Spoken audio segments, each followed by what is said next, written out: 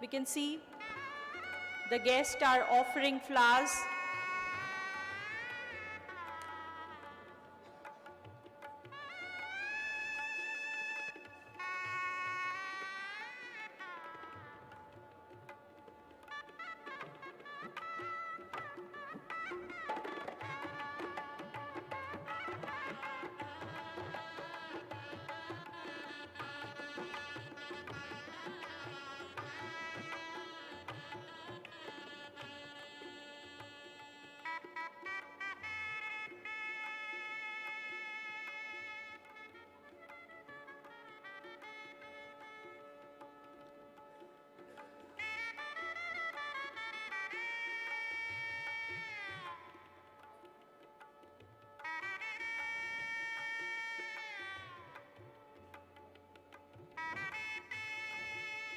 I request everyone to rise in their seat and welcome, with a huge round of applause, kindly welcome revered Professor Dr. Vishwanath D. Karad Sir, Honorable D.K. Hari and Dr. Hema Hari, founders, Bharat Dhyan, Chennai, Honorable Professor Dr. Ram Charan, world-renowned business advisor, author and speaker, Dr. R.M. Chitnis, Vice Chancellor, MIT World Peace University, Dr. Milind Pandey, Pro Vice Chancellor, MIT World Peace University. A huge round of applause, and let us welcome our guest,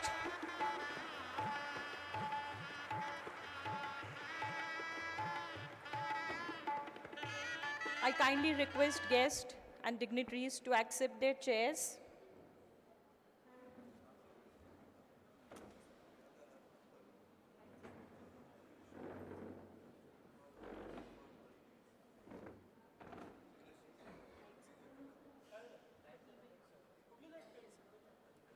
Right.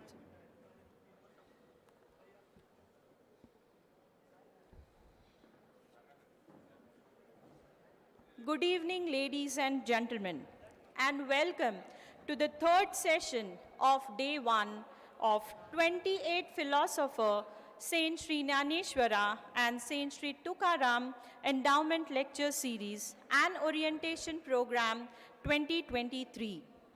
I, Professor Neha Joshi, on behalf of Organizing Committee, warmly welcome all the distinguished guests and audiences of MIT World Peace University, Pune, Bharat, on 28th Endowment Lecture Series. It is our pride and privilege to mention that this lecture series has been organized as the UNESCO Chair Program in Quest of World Peace. Philosopher Saint Shree Dnyaneshwara, Philosopher Saint Shree Tukaram, and Swami Vivekananda, founding fathers of cultural renaissance of our Bharat, remind us that the path of our future social reconstruction and welfare is through blending the scientific and spiritual values, which should form a common goal for the whole of mankind.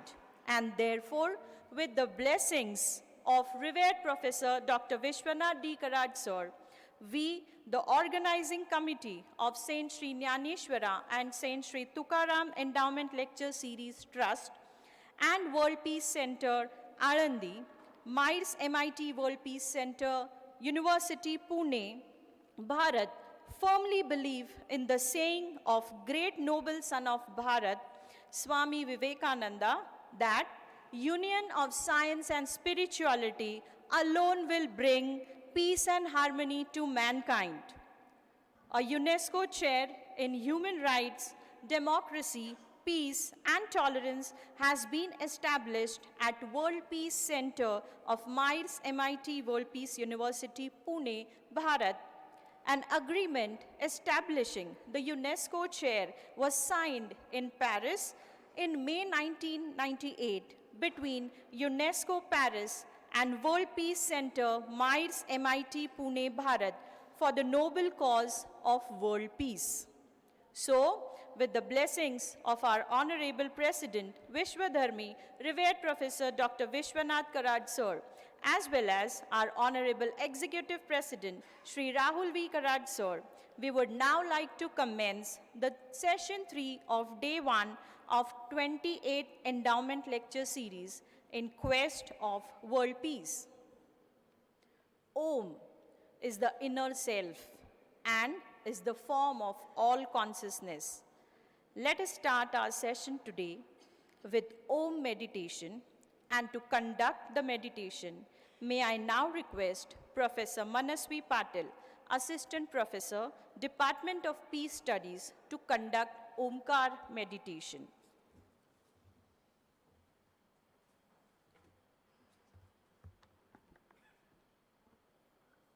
Om is the eternal sound, the sound which is there in the universe all around.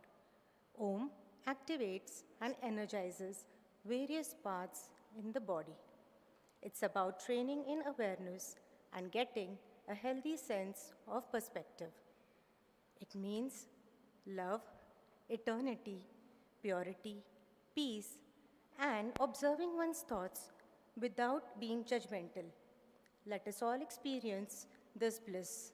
I request one and all to kindly close your eyes and take a comfortable position and wholeheartedly participate in the Om mantra.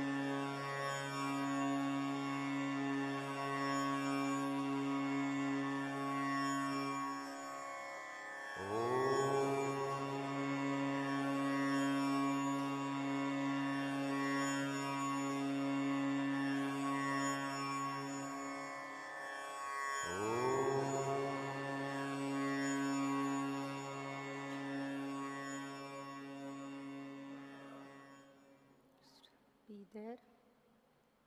Gently rub your eyes, rub your palms and feel the warmth and the bliss of this energy over your face.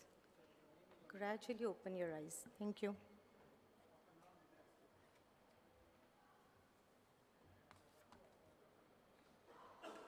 Thank you so much, madam. We indeed experience eternal peace through this Omkar meditation. My dear friends, as you are aware that in this 28th Endowment Lecture Series, we have started with a new tradition, a thought-provoking activity, Think It Over, Niti Ki Lagu Kahaniyan.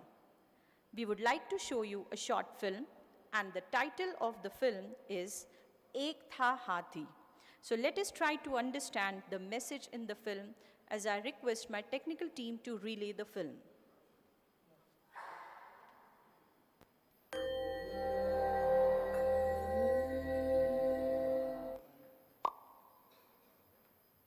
प्रणाम और स्वागत है विश्व शांति दर्शन के मंच पर। आप सुन रहे हैं नीति की लघु कहानियां। चैनल के जनक, चैनल के अधीष्ट हैं विश्वधर्मी प्रोफेसर विश्वनाथ दा कराड। पूर्वांचल के राज्य में एक राजा के पास हाथियों की एक विशाल सेना थी। उसमें एक हाथी बहुत ही शक्तिशाली और युद्ध कौशल में सर्वश्रेष्ठ था। हाथी का नाम था गजराज। कई युद्धों में उसे लड़ाई के मैदान में भेजा गया था और वो सदैव विजयी होकर लौटा था। गजराज सैकड़ों और हजारों हाथियों में से राजा का सबसे प्रिय हाथी था। समय बीतता गया और धीरे धीरे गजराज बूढ़ा होने लगा। राजा ने उसे फिर युद्ध के मैदान में दोबारा नहीं भेजा, लेकिन गजराज फिर भी राजा की हाथियों की सेना का हिस्सा बना रहा, क्योंकि राजा जब भी उसे देखते थे ना तो उन्हें अच्छा लगता था।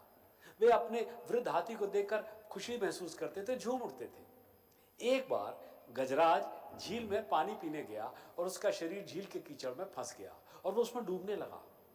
गजराज ने झील से बाहर निकलने की बहुत कोशिश की, लेकिन वो खुद को कीचड़ से बाहर नहीं निकाल सका। गजराज व्याकुल होकर चिल्ला रहा था। राज्य के लोग गजराज की चीख की आवाज सुनकर तालाब के पास एकत्रित हो गए, इकट्ठा हो गए, मगर वे भी कुछ नहीं कर पा रहे थे। लोग दहशत में थे, क्योंकि वे जानते थे कि गजराज राजा का प्रिय हाथी था। और फिर यह खबर राजा तक पहुंची। राजा वहां अपने सैन्य बल के साथ पहुंच गए और हाथी के चारों तरफ इकट्ठा होकर उसे बाहर निकालने का प्रयास करने लगे, मगर वे फिर भी कुछ नहीं कर पा रहे थे। और गजराज भी कोई छोटा मोटा जानवर था नहीं जो आसानी से बाहर निकल आता, भाई वो तो एक हाथी था। राजा के चेहरे पर भी परेशानी के भाव झलक रहे थे और उनसे कीचड़ में फंसे हुए हाथी की हालत देखी नहीं जा रही थी। उसी समय राजा के दरबार से सेवानिवृत्त एक बूढ़ा मंत्री वहां से गुजर रहा था। स्थिति को समझने के बाद उसने राजा से बात की और सुझाव दिया कि झील के चारों ओर युद्ध के नगाड़े बजाए जाएं। वहां खड़े लोगों को बूढ़े मंत्री का यह सुझाव बड़ा ही विचित्र और बहुत ही अटपटा लगा, मगर गजराज को तो किसी तरह बाहर निकालना ही था। इसलिए राजा ने अपने प्रधानमंत्री को युद्ध के नगाड़े बजाने के लिए कहा। और फिर एक अजूबा होने लगा। जैसे ही युद्ध के ढोल और नगाड़े बजने लगे, परेशान और चिंगारते हुए हाथी के व्यवहार में बदलाव आया। वो धीरे धीरे उठने लगा और फिर अपनी पूरी ताकत से उसने स्वयं को उस कीचड़ से बाहर निकाला। और चारों लोग खड़े हैरान थे, कहां से आई गजराज में ये शक्ति, ये ताकत। कहानी खत्म। आइए देखें क्या सबक सीखा हमने गजराज की इस कहानी से। यही कि दरअसल में हाथी में शारीरिक क्षमता की कमी नहीं थी, बस जरूरत थी भीतर जोश भरने की, और वो किया गया। जीवन में उत्साह बनाए रखने के लिए आवश्यक है कि मनुष्य एक उद्देश्यपूर्ण सोच और मानसिकता बनाए रखे और निराशा को हावी ना होने दे। Think it over.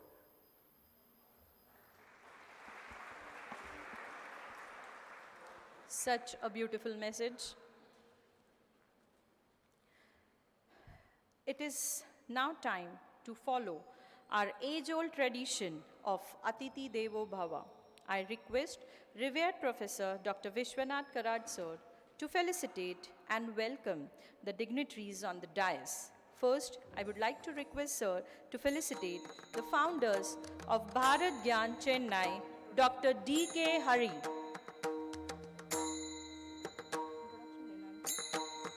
A big round of applause.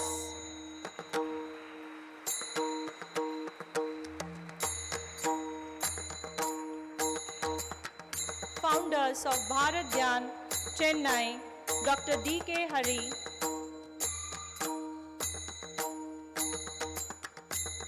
The round of applause should continue.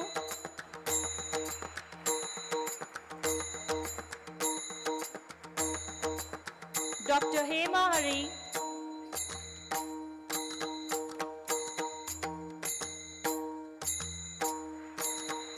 We have an husband and wife duo over here, Dr. D.K. Hari and Dr. Hema Hari, founders of Bharat Gyan Chennai. A big round of applause.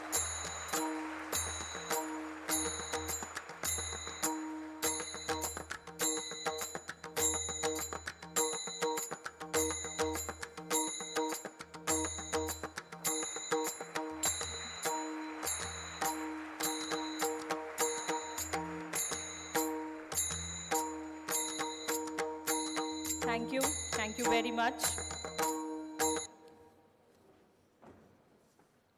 Friends, we are delighted to have amongst us Honorable Dr. D.K. Hari and Dr. Hema Hari, founders Bharat Gyan Chennai, eminent author and TEDx speakers, forerunner in Indian civilization and knowledge studies. Before we invite them for the orientation lecture, I would take the honors to introduce them. Honorable Dr. D.K. Hari and Dr. Hema Hari, founders Bharat Gyan Chennai, are a husband and wife duo who have dedicated their lives to the study and dissemination of Indian civilization knowledge. They are the founders of Bharat Gyan, a non-profit organization that aims to raise awareness about the knowledge, practices, and global connects of Indian civilization over millennia. Dr. Hari, born in Kanchipuram, India, holds a PhD in business administration. He has extensive experience in the corporate world, having worked for over 20 years in management and IT. Dr. Hari is a passionate advocate for the preservation of Indian heritage and culture. Dr. Hema Hari, born in Mysore, India, holds a double degree in physics and computer technology. She has worked as an information technology professional for over 20 years.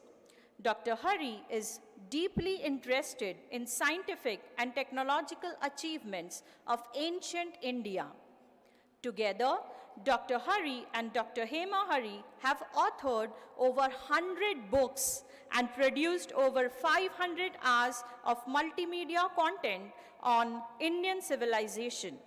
They have also delivered over 1,000 lectures and workshops on the subject. Their work has been widely praised for its clarity, depth, and accessibility.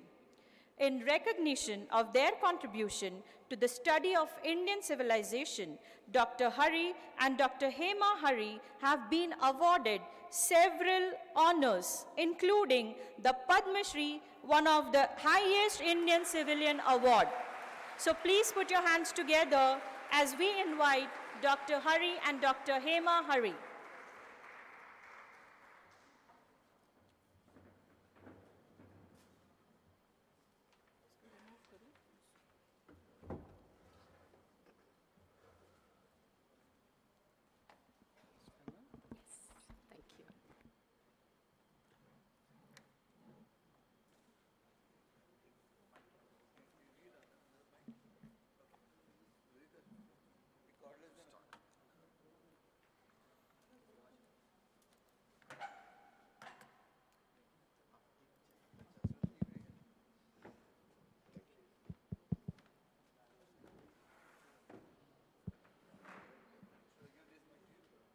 No, this is fine.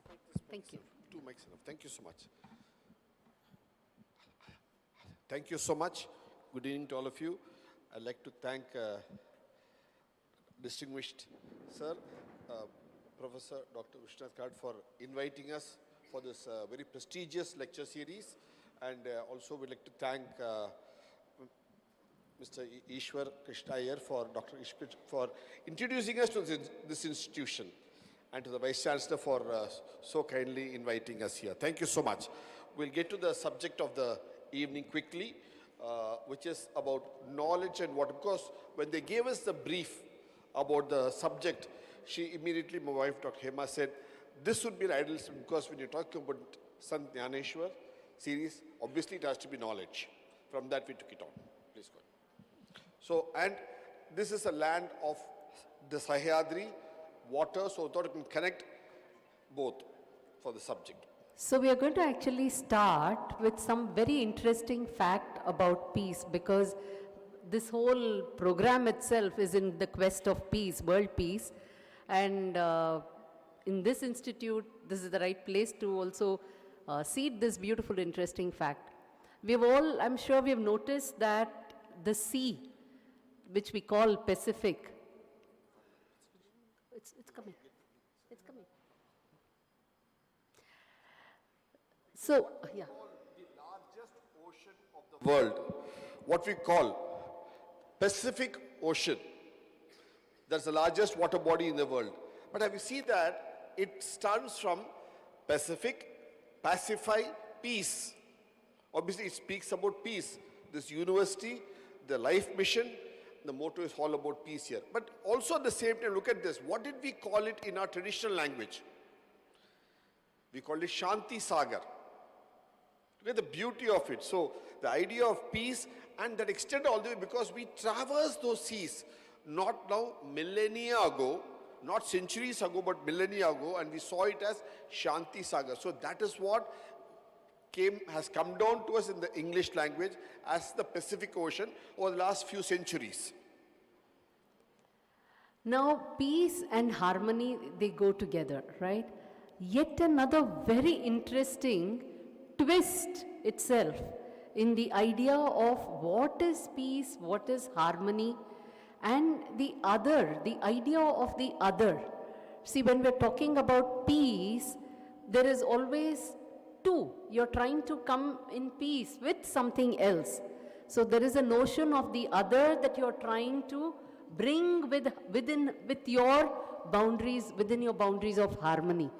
And this concept of the other actually is very interesting.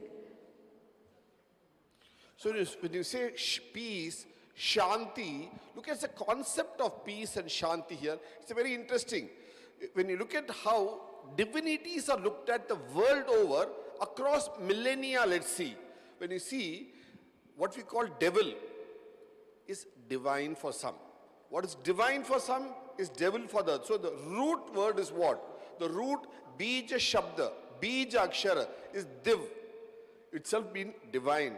Dev, divya tampati, div. Div meaning to glow. That's what it to shine. So div. So for both, it is, but across centuries and millennia, it keeps on changing. For some which is divine, becomes div. Because if you look at the classic case of the Poseidon, which is pagan, it just got a trident. Similarly, if you look at the Satan, the devil is also got a trident. So the concepts keep changing. I mean, the concepts are common, but the nomenclatures keep changing across the perspective keeps changing. Very good. The drishtikon, as we say in Hindi, keeps on changing. That is what something we'll have to understand. The same, this is not limited only to the word divine. Let's look at the other word that we have. Shant, Shanti, Satan, Sat, Sant, Satya. This also keeps on changing. But the root is similar, same. It changes with time. That's the beauty of it. The interchangeability is what we see. So the peace, Shanti, is a fundamental factor, but the perspectives, the drishtikons is what keep changing over years. Across geographies too, across thoughts, that's what it is we see in this. And if you see, one other place we saw from the West perspective. Let's look at from the East perspective. Let's look at Japan now. How did the Japanese civilization, an equally ancient civilization, look at this? So fundamentally, this part of the world actually has been for millennia propagating the idea of peace and harmony. And that you can see beautifully in this poem that our former late president, Dr. APJ Abdul Kalam, when in the European Union, he had actually quoted a Tamil poem. And Dr. Ishwar Iyer here will be able to appreciate that. It's a Sangam poetry. And he said, many of you would be familiar by now because it's been popular on YouTube. Popularized a lot in media as well. Where there is righteousness in the heart, there is beauty in the character. When there is beauty in the character, there is harmony in the home. When there is harmony in the home, there is an order in the nation. When there is order in the nation, there is peace in the world. So he is starting with, this is the Sangam poet. The Sangam poet, many millennia ago, he is starting with the heart, then growing to the character, which is the persona. From there, he is growing to the home, the family. From there, he is taking it to the level of the nation and then the world itself. So he is building up harmony, saying that at every level you have to have harmony within yourself and your persona and home, and each level he is taking it. And these ideas of harmony you will find beautifully picked up by other civilizations. We are going to have the next session as leadership in peace. So this is a civilization which has been a leader in world peace, and the best example is the constitution, the first constitution of Japan. Has taken a leaf from the Indian thought of harmony. Look at this. This is about 1500 years ago. Prince Shotoku he created the first constitution for Japan. It was a 17-clause constitution. But amidst all these 17 clauses, which was the first and primary clause, it was that about harmony. So he speaks that harmony is to be valued and the avoidance of wanton opposition to be honored. And that forms the first clause of the Japanese first constitution. And even today, we have met people in Japan who they may not remember those 17 clauses, but they all still remember that their constitution speaks about harmony. First clause, which comes from Bodhisena, an Indian scholar who went from India to Japan. He took this with him. So the idea of Shanti, peace, harmony, look, all this, it's traversed across the world from Bharat. We have shared this idea. So when you say Vishwaguru, look at this, really the idea of sharing a noble thought which has survived for 1,500 years in a land which is Saat Samundar ke paar. That's the beauty of it. And the basic idea is harmony. So then now the question will arise, so this harmony, why should we keep speaking about this harmony? Why should we keep re-emphasizing the idea of peace and harmony? Because this is very sensitive.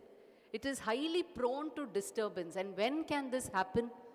Typically, if you look at it, always peace and harmony gets disturbed with the presence of a scarcity. Look at it, presence of a scarcity. Scarcity means absence, but here I'm saying presence of an absence. So scarcity, if you see, is what typically triggers strife, and from this stems lot of conflicts. So The other our steps in. civilization had therefore understood. See, we have been a civilization, if you look at it, with a psyche of prevention.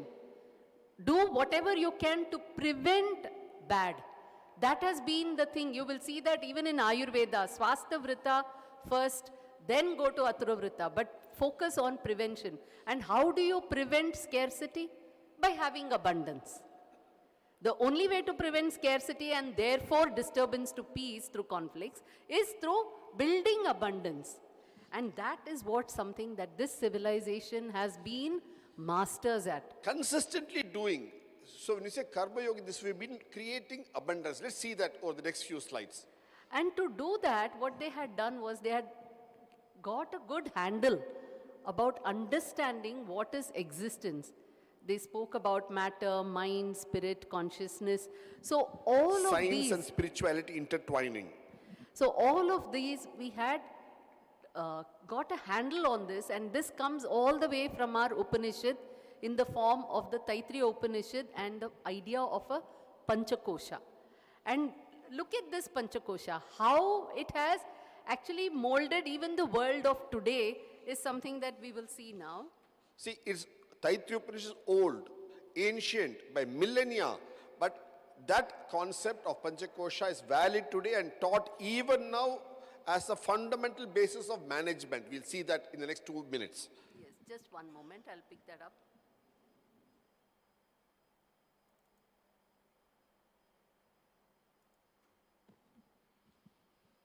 So these are all the various capsules that we have combined.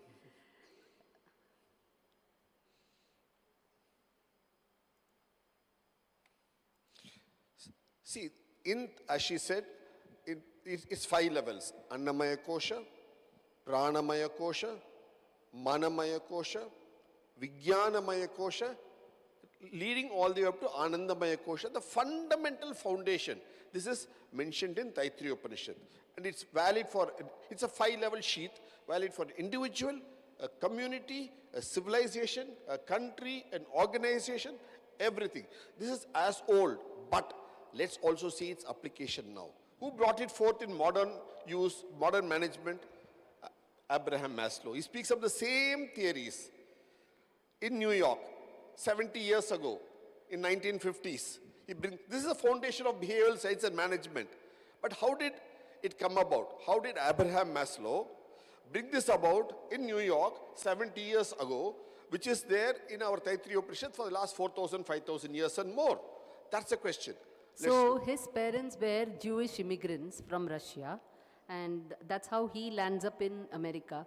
And he admits that this is an idea, this perspective, he has got it from the Indian Upanishads.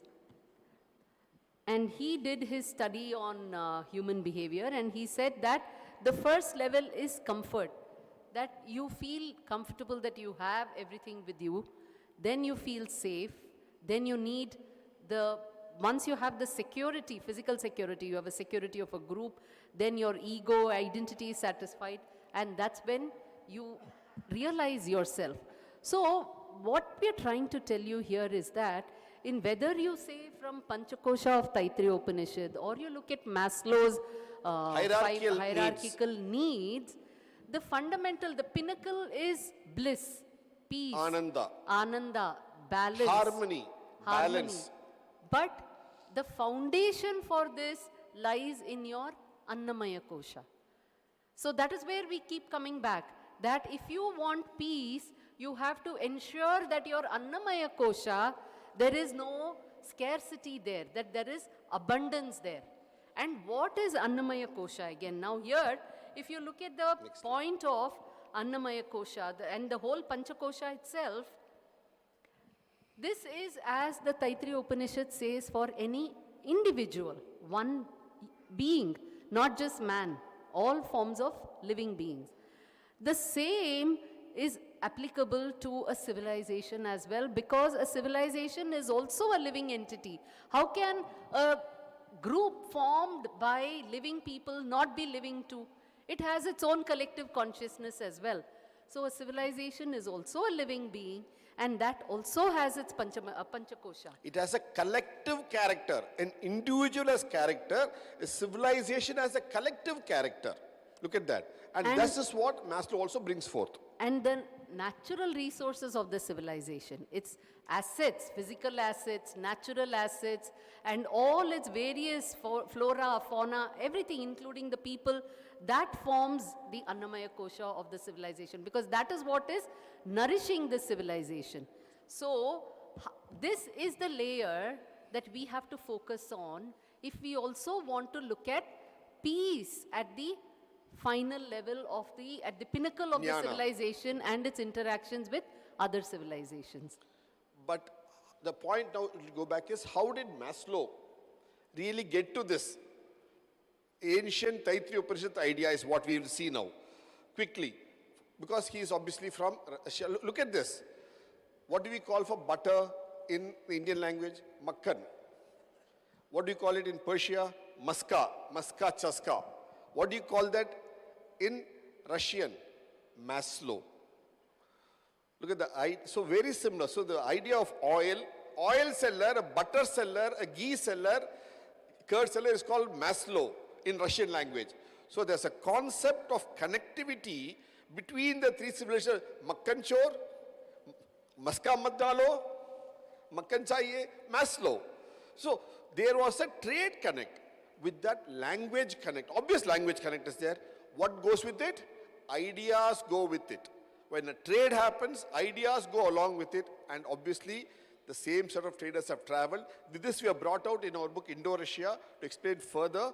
So there was very clear, so the idea of Maslow's Annamaya Kosha to the hierarchical theory is actually very buttery connect, utterly butterly connect, if you can say it in the modern language. Certainly it is the beauty of, look at it, it's amazing, isn't it? But unless you know that in the Russian language, Maslow means butter, and there's a connect, we can't string it back. You have to know the various points to string back.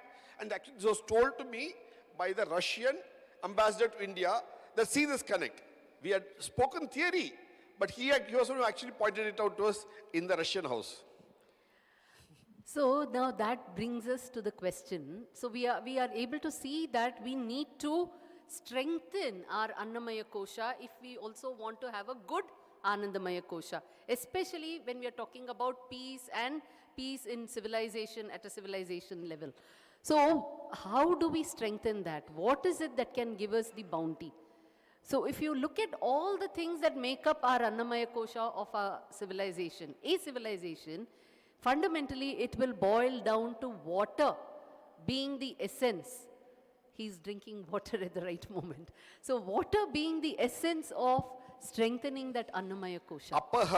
Apaha is waters. In our terms, Apaha, obviously Punjab, Doab, all the Apaha. The idea is that very clearly. So let's look at waters. So Now, here we will play two very short films for you that we have made about water. Because how do we get our water? Fundamentally, through our varsha, right? Through our rains. so obviously she said one thing, you call rains as Varsha. What else do you call as Varsha? A year is also Varsha. What else do you call Varsha? Our land is Varsha, Bharata Varsha. So 1 year is Varsha, our geographical land is Varsha, our rain is Varsha. So we have Varsha, Varsha, Varsha. Let's look at this now. It's a beautiful connect. At the Annamaya Kosha level, that's a basic harmony product. It's a harmony among the three names. Have you ever wondered why we call our land as Bharata Varsha? We call rain as Varsha. We call a year also as Varsha. What is the connect between these three Varsha? In this whole world, after the Amazon forests, the one single landmass that gets the highest rainfall consistently year after year is Bharat Varsha, which is India.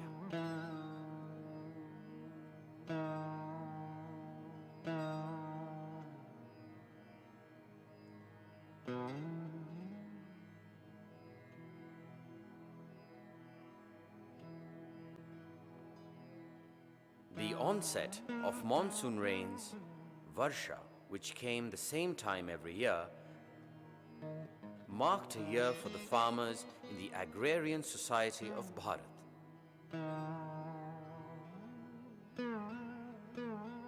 Hence, Varsha also came to denote the concept of a year.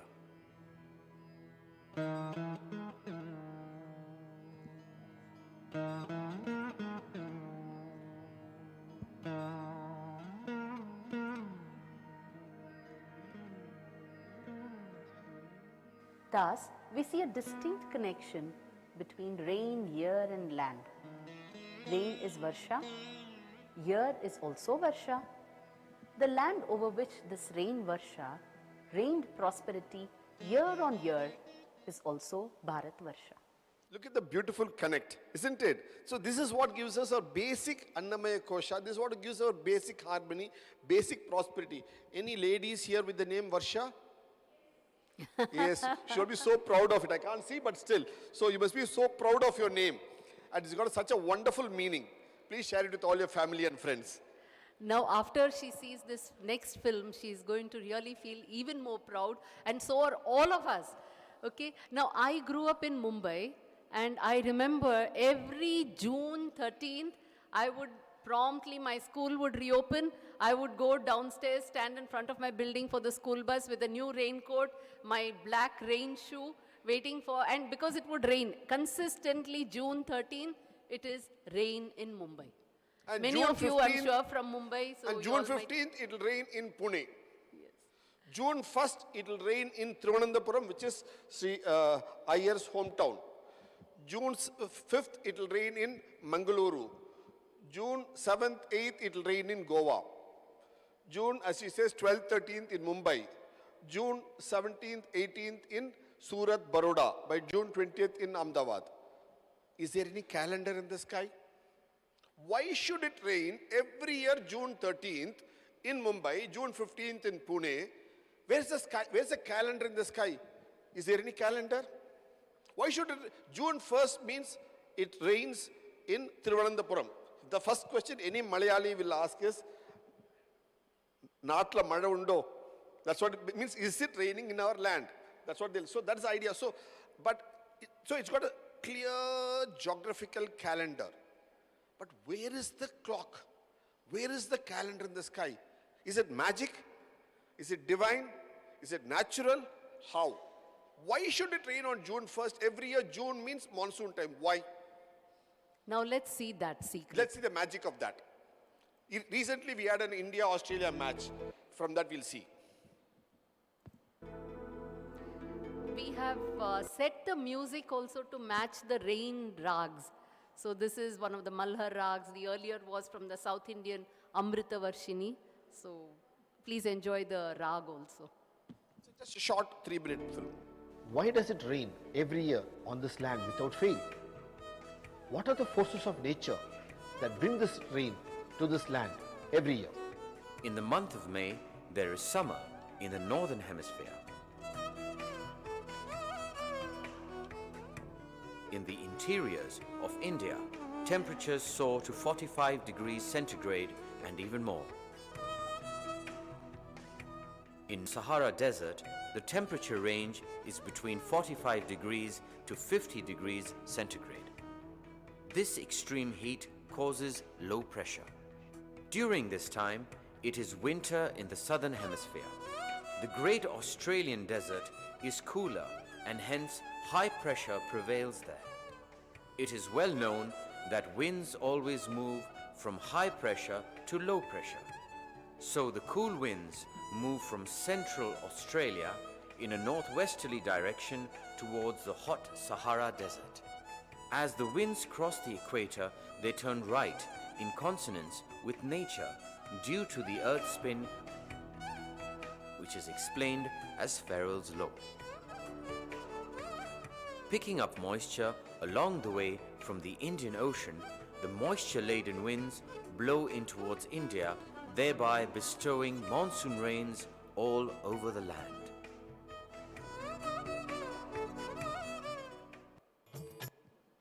So look at the beauty of it. The moment we have heavy summer in the northern hemisphere, it's winter there. So there's a flow of air. But the moment it crosses the equator, because of the earth is curved, obviously it's a ball, boo gola. It's not boo flat, or it's not boo triangle, boo conical. It is circle. So what happens? Like our spinner's ball spins in cricket, it turns, it curves. So what happens? Actually the clouds, meant for Sahara, turns and comes here to pour for us. That's how we get our monsoon rain. The English word monsoon comes from the Arabic word mausam. Mausam, monsoon. That's how the word comes from. So that's how we get the rain. So if you have a good summer, you'll have a good rains as well. So let us not blame a good hot summer, because that is what leads you to the copious rains as well. That is what you should understand here. But now comes the moot point. What have, especially a saint like Swami Vivekananda, he is repeatedly called Bharat by one particular name, one particular title. What is that word he has used for Bharat? Which all our ancestors, we also use it, our parents will say, we have always called Bharat a Punya Bhumi, correct? How many of us have heard this? And how many of us, how many times our parents will keep telling us, you don't know the value of having been born in this Punya Bhumi. They'll always keep telling you, right from a childhood. So Punya Bhumi, Bharat, Punya Bhumi, Bharat, Punya Bhumi. Why is this a Punya Bhumi? Yes, we pray to different gods, we are spiritual, we are religious, we are harmonious, we are peaceful, all that. But also think from a not geopolitical angle, but purely from a geographical angle. Suppose this land Bharat, this subcontinent of Bharatavarsha is 5 degrees latitude west or east, or 5 degrees longitude north or south. Would you get this rain? See, this cloud, which is actually meant for the deserts here, Sahara, Arabian Sahara, is coming, and because the earth is round and bulging, the winds turn inward and therefore they change direction and come this way. Now, if India were not here, somewhere else, would you get this rain? Would you get this monsoon? Think And for a then moment. again, this monsoon, actually the beauty of this monsoon is we always get it after our summers, which helps crops and other things grow. If we had got the rains before summer and the summer were to come after the rain, imagine what would happen. It will Everything evaporate would away. All the waters would evaporate. It would Evaporate become away. hot after that. Whereas the rain is coming after summer and you have this entire stretch of good salubrious weather, climate for everything to grow beautifully and get a good harvest. Anybody with the name Ritu here? Any lady? Look at the idea of Ritu, season, how it comes, cyclical season. And look at the English word rhythm, comes from the Indian word Ritu. So it has to follow a cycle, a system, a season by which it follows and comes. So we get the rain accordingly. That's the beauty of this land. That's the amazing beauty of this land. So, by virtue of its geographical position, we automatically become endowed and become a Punya Bhumi.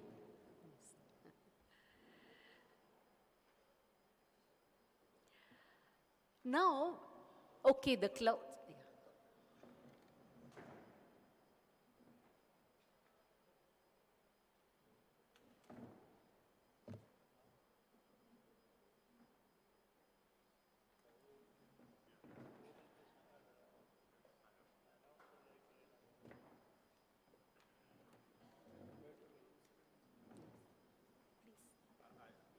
I know, madam, we are interrupting, but I think the most respected, the world celebrated management guru, Professor Ramcharan. Let us welcome Professor Ramcharan.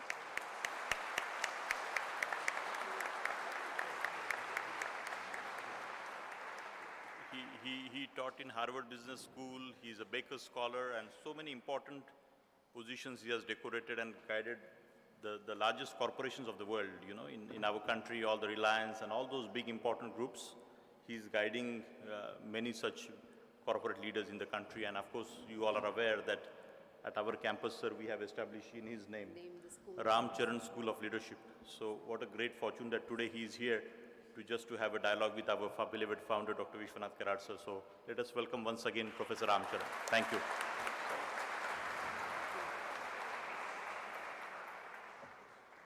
Namaste, sir. So, this is yet another punya that we are having, that we have his august presence with us today. We are honored indeed to be sharing the dais with him. So, look at this. The India by virtue, Bharat by virtue of its presence at this particular spot, automatically becomes a punya bhumi. Now, the next question will be, if the clouds turn and just pass over India, is it enough? Will it rain? The clouds are passing over so many other spaces. Why does it rain over Bharat? What causes it to rain over Bharat? And if that were not there, what would happen to Bharat? You know, we really are a Punya Bhumi in many, many ways. And here is where you will actually see spirituality and science being intertwined. The science is not a subject. Science is nature. Science is truth. Prakriti. Prakriti. And what we understand of it is what we call as a subject science. Vijnana. But the truth is the reality, and that reality doesn't distinguish between spirituality or geography or the actual physics. It is there and it is happening. And here is what we will see, because you in Pune are at the closest to what causes that rain. No, she asked a very particular question. Okay, it picks up, the wind starts from Australia, goes towards Arabia, it crosses the equator, turns right, India's geographically placed there, so it comes there, it's a Punya Bhumi, all that. But why should that cloud, and it crosses the Indian Ocean where it picks up all the moisture. So it's very moisture-laden winds that's coming in here. But why should it pour over this land? Why can't it just go straight to China? Why can't it go to Korea, Japan? Why should it pour here? That is the moot point. And what do we call our range of hills here? Not Western Ghats, that's an English name. What do we call it by our own name?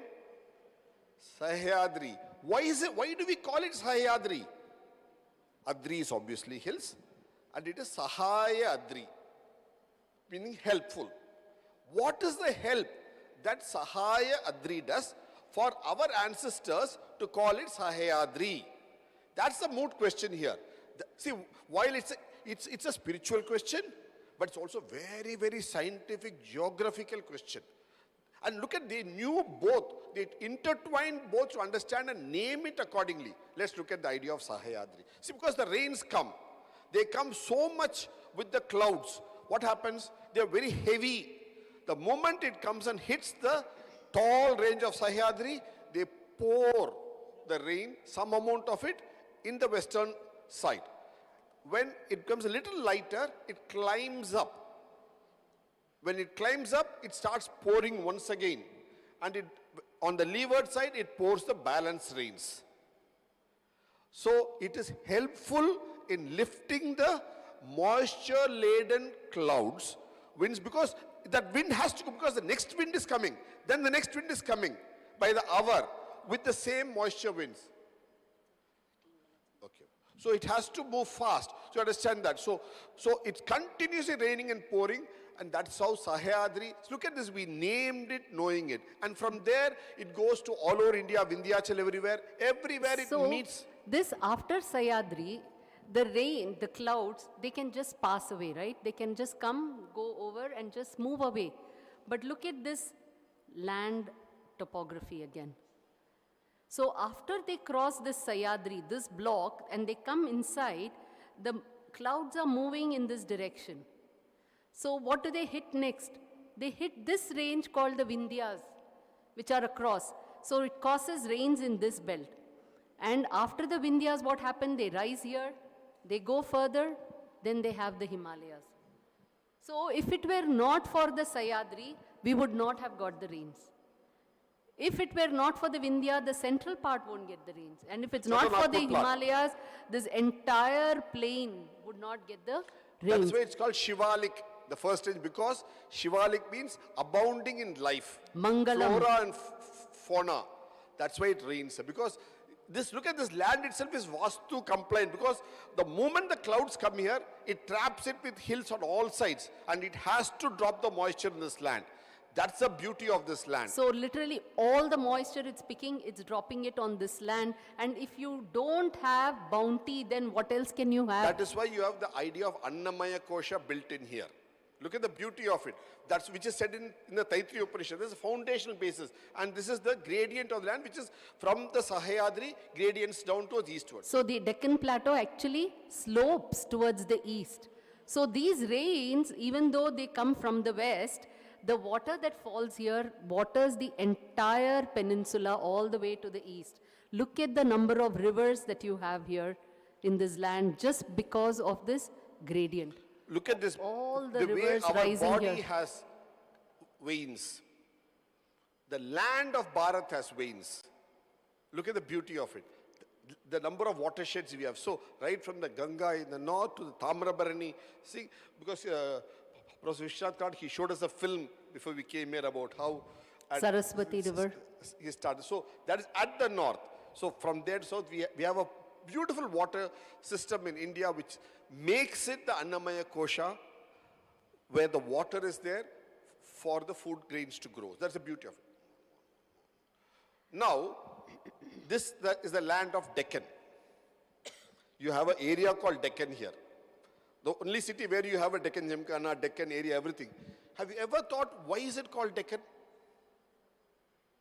Have you all ever thought? Because this is the knowledge point. It's a catalyst to knowledge. That's the subject of our, why is it knowledge point? What is the significance of the term Deccan? How did the English word Deccan come about? Why do we use the concept of Deccan? Let's see that for the next 2 minutes. So if you trace the word Deccan backward, the English word Deccan is actually from the Bharatiya word in all languages, Dakshin. Okay, Dakshin meaning south. Now, why is Dakshin called south? Because imagine when you are standing in a ground and you're just looking up at the sky, the horizon, from horizon to horizon, it's like a bow on top of your Dhanur. It's like a Dhanush above your head. Now, let's say you're facing east, okay, because we normally take one direction as a reference, and we have always taken east where the sun rises as our reference point. Now, if you are standing facing the east, then which is the direction to your south? The one on your right side. The one to your right is your? So what does your right side denote? Your right side always stands for ability. Skill. In most Capability. people, usually people are all right-handed. So anything that you do skillfully is associated with the right hand. And Of course, some are ambidextrous. Sabyasachi, that's a different thing because Arjuna was also few were. so Some what are. is the word for skillful? In another word for skillful in English? Dexterity. Dexterous. And look at where this word shares its root. Daksha. Daksha Daksha Prajapati. means you are skilled. Daksha means skill. So that is how you find Daksha, Dakshin, Diksha, everything, all of these which is associated What do you with do in skilling. Diksha? You pass on a skill from a guru to a Sishya. Isn't it? So look at the idea, concept of So Deccan. that is how Of course, it's a very anglicized word of Dakshin, Daksha, Daksha Prajapati. And you all know who is the daughter of, who is Dakshayani, all of you know. So that is how, and therefore Deccan is the land which is also a name for Dakshin, and it denotes the skill. And this is the skill which is going to say, differentiate whether this punya, are you going to put it to use? And therefore your karma bhumi, are you going to put all these into action? Are you going to do this action, you need knowledge. And that is when you're going to have a good sustainable living. And this is also a land associated with Ganesha, Ashtavinayak. Ganesha stands for knowledge. Jnana. Jnana. Ganapati, Jnana. So that's a context of connect. In this land especially of Maharashtra. So quickly,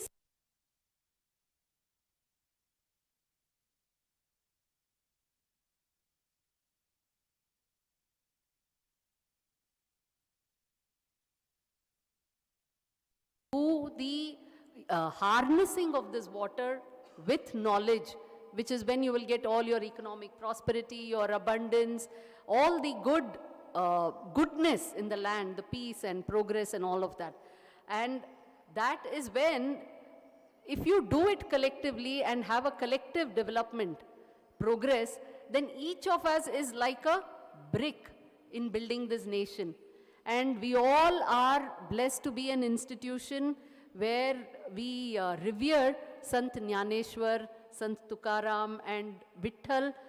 Shree Hari Vitthal is the ruling divinity for these people, these Sant. And it re-emphasizes that we all should become building bricks of this nation with this knowledge. And another beautiful point of how this knowledge and water, therefore, are twin catalysts for peace. And look at the beauty in this. Neither knowledge nor water can you ever trace their source. Rishi Moolam, Nadi Moolam. You The can moolam never of find. both is always Because they're always cyclical, perennial, and all pervading. So both are in a form of a Ganga. One is a Jal Ganga, one is a Jnana Ganga. Gagan se Gagan. Ganga, Gagan se Gagan. It's a continuous eco cycle. It's an atmospherical cycle. Knowledge is also a cyclical like that. And Jnana. it is this forum where we are honoring these two very important sons of our civilization, that we also remember that these points, because all these sons, whether you take Sant Dnyaneshwara, Tukaram, Swami Vivekananda and so many others, each of them have spoken about things like the Panchakosha, which all look spiritual and religious, but they all also, when they have delivered it to us, they have told us to look at the sciences and the physical aspects that have to go hand in hand to live in that Panchakosha state. So Jnana to Vijnana, both. So both spectrums of the Dhanur have been compiled and joined by all the gurus of the land. So they're not only spiritual, but they also understand the Laukika, the whole concept of it. That's why the Panchakosha model of our civilization so beautifully fits in. And understanding this gives us our sense of confidence to all of us as professors, and we in turn share it with our students. This confidence, what does it do? Gives a sense of dare to all our students, so that they can dare to achieve in an inspirational world where they would like to, they're going forward all over the world. That's when we become a Vishwaguru. That's the beauty of it. So all this data we have together in our Bharat Gyan website, which all of you are welcome to go through, our books and films for this. So once again, we'd like to thank this wonderful institution for calling us over for this very illustrious lecture series and being present here in this August gathering, this August stage, and sharing this knowledge with all of you. Thank you. Namaskar. Namaste.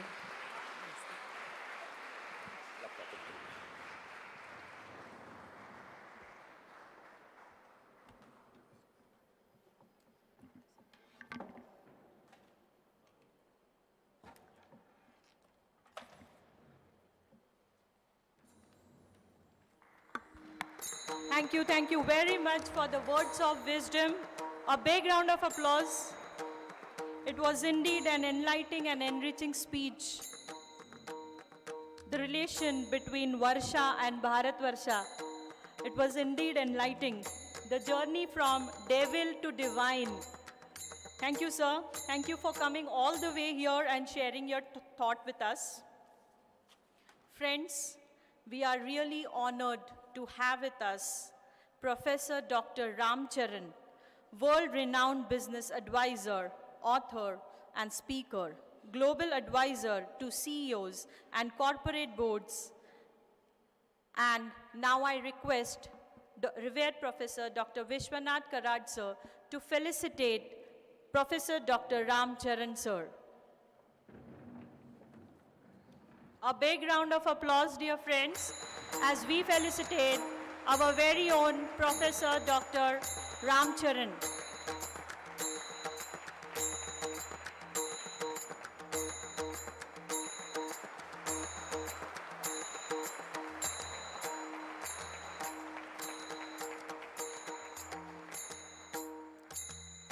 The round of applause should continue.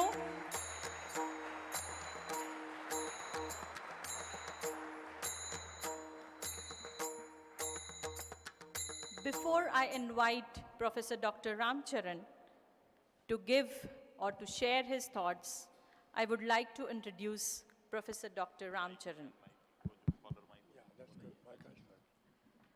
Honorable Professor Dr. Ramcharan Ji, a world-renowned business consultant, author, and speaker who has spent the past 40 years working with many top companies, CEOs, and boards of our times. In his work and with companies including Toyota, Bank of America, Key Bank, ICICI Bank, Aditya Birla Group, and many more, Dr. Ramcharan is known for cutting through the complexity of running a business in today's fast-changing environment to uncover the core business problem. Dr. Ramcharan was first introduced to business while working in the family shoe shop in a small town in northern India where he was raised. He earned an engineering degree in India, then took a job in Australia. He went on to earn MBA and doctorate degrees from Harvard Business School, where he graduated with high distinction and was a Baker Scholar and served on faculties of Harvard Business School and Northwestern University before pursuing consulting full-time. Dr. Ramcharan has coached more than a dozen leaders who went on to become CEOs. His energetic, interactive teaching style has won him several awards, including the Bell Ringer Award at GE's famous Crotonville Institute and Best Teacher Award at Northwestern University. He was among Business Week's top 10 resources for in-house executive development programs. Dr. Ramcharan has authored more than 30 books since 1998 that have sold over 4 million copies in more than a dozen languages. So with a big round of applause, let us welcome Professor Dr. Ramcharan. Thank you. Thank you very much. I thought I start from where I came. I can look back and be totally truthful. I don't have to hide anything. What was it that got shaped. So I come from a lower middle class, middle income family, a joint family, father and uncle, uncle totally illiterate, can't read, can't write, but 50 years of partnership. 13 of us from both families. My father's shop has just celebrated 100 years. The grandson runs it. My brother's shop, shoe shop, where I learned all the trades of business, is now 75 years. But the values, the habits, the soul, and materialism were shaped on the shoe shop. They were shaped in the school, high school, where my teachers, they were the most dedicated I've had in life. Some of them used to teach by singing. When I say singing, I don't mean movies. I mean the context, the text. That was the dedication. Dedication left that on me as a permanent habit. It was real, day in, day out. And you copy people. And here is this person comes, makes very small living in those days. We used to sit on the floor. They sit a chair, go outside. We had classes 7 to 11, 1 to 4, or 1 to 5. One shift, no electricity, no plumbing, nothing. We didn't even know what are we missing. No idea. We had no idea what is weekend. We worked 7 days a week. So I want to come to the point. The first impression that we had in the family. We come with nothing and we go out with nothing.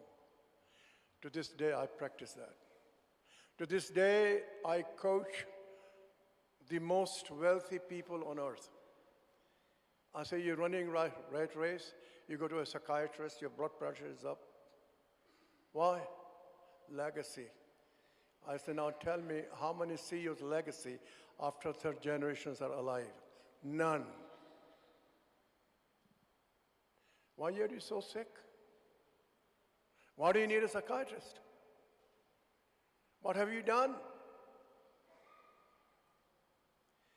And suddenly, the spiritual part begins to come in. I do that. I am in no way not telling the truth. I'm one-on-one, eat their sandwich, and drink their booze. I said, no, somebody's going to face it for you. You got all the kalesh. Understand the word kalesh? How do you say kalesh in English? Conflict. But kalesh has more to it than the word conflict. Correct? You have shak in each other, in the family. What the hell are you going to do with it? Spiritualism has to start with personal habit. So the first one that drilled into me, we come with nothing, we go out with nothing.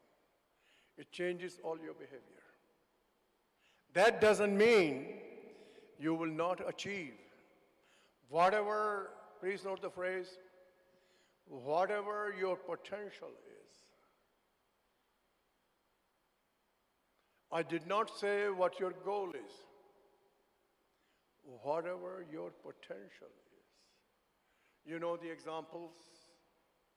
Don't have to repeat them. Lata Mangeshkar. Clear? A Tendulkar. I think Prime Minister Modi. Clear? The GDP of India today, 4 trillion. The Prime Minister announced some time ago to have a target of 5 trillion. If you do constant currency, it is close to 5 trillion. He announces the goal publicly. The only democracy that announced that goal and get us there. That's leadership. He lives simply, I believe. His values are well known, correct? So the idea here is for peace is individually first. Each day, each week, each month.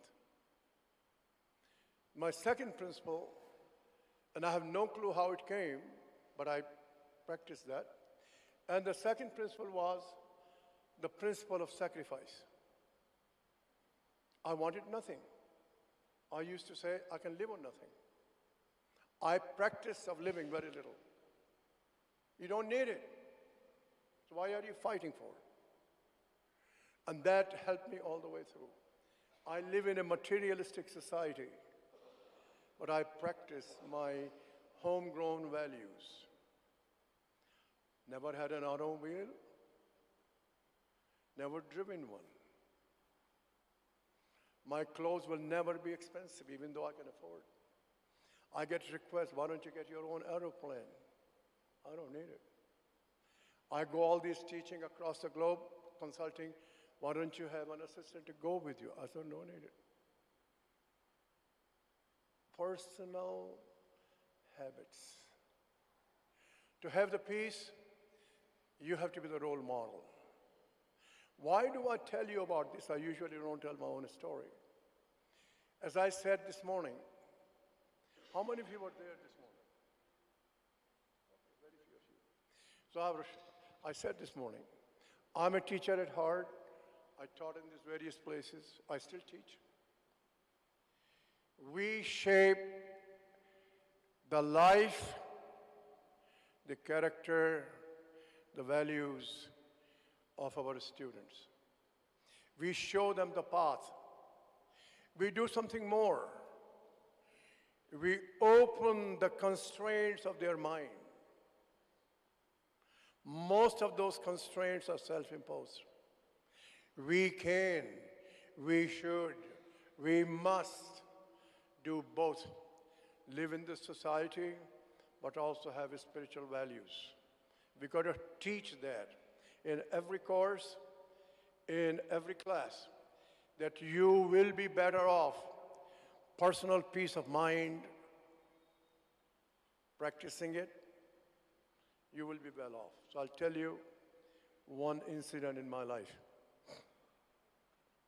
This was my first time where I was asked to deliver a lecture only to the most celebrated CEOs of America. I never had that chance before. It was organized. I was given the slot to do that. The organizer called me up a day before, and he said, Ram, so-and-so wants that. If you say, don't give it to him, we keep it. I don't know that so-and-so. If you release it, we'll do that. I said, release it. He needs more than I do. He did. I did. About 10 years later, he called me up, and he said, I want you to come to Microsoft. It's a CEO meeting. I go there. He put me at the table in front of Bill Gates, in front of Warren Buffett, in front of Jack Welch. I said, I don't believe it. At dinner, 3-hour dinner. So it will pay if you sacrifice. At the time, I have no clue. I had forgotten who it is, did it. Sacrifice is our values, at least in the Hindu religion. Can I say that? That's us. Be trained. It's in the Sanskrit. By the way, I was trained well in Sanskrit. I used to sing the shlokas. I cannot do it now. I used to recite those 7 sins. Remember? Bhayam, Krodh, Alats. I can't do that now. And that used to remind we are on this earth not to be the maximizer of materialism. We are on this earth to do the human side of it. But to do that, I need to practice. To do that, I need to get each student, get to know what is his, her potential. How do I shape that behavior? That's the individual level. Now, let me take you through on the global level. I am very lucky that in a given year, today I'm here in India. On Monday, I will be in the United States. Next Friday, I'll be in Brazil. So I am around the world through the year. So I get to work with these various cultures, various people, various tough situations, easy situations. And here, the word peace has to be in my behavior. And so here are a number of things I learned working with the people there with different cultures at different times. By the way, I serve on the board of a Chinese company. I'm still on the board of the Chinese company. I have been on the board of Hindalco. I've been on the board of Renew. I've been on the board of a Brazilian company, and obviously the United States. So we're saying in different cultures, different expectations, different behaviors, how do you go with the word peace and spiritualism, and yet you're living in a materialistic society? So here I learned the hard way. It's a fact. And the first part is, I have to have an attitude that I respect these people. I respect their values. I respect their behaviors. I respect their culture. And I also must come to terms, I don't really know it. I've got to learn it. So your dialogue changes. Your questioning changes. And that part, that means that I have to have a drive to learn the culture of the other people. Culture means their values, their behaviors, what they like, what they don't like. I'm not giving up my integrity, no, but I need to learn. Now I come to the point for peace. Am I tolerant enough? Let me repeat. Am I tolerant enough? Am I patient enough? Am I too selfish, too fast to drive the agenda? Or do I have patience, resilience, to listen, to entertain, to draw out, and build the connection? In every situation of major nature, some things are similar,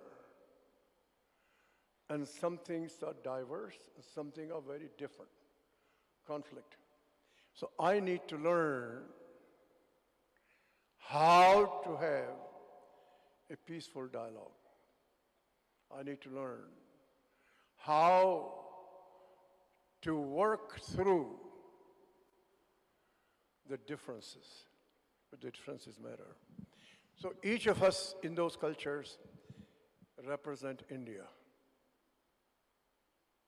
Make no mistake, that is the key part. We represent India. So now I take you to a higher level. Something I have to deal with it, and I'm happy to deal with it. As you know from the introduction, being on the boards, being in the company of these CEOs, after 3 drinks, a question comes. Where does Mr. Modi stand?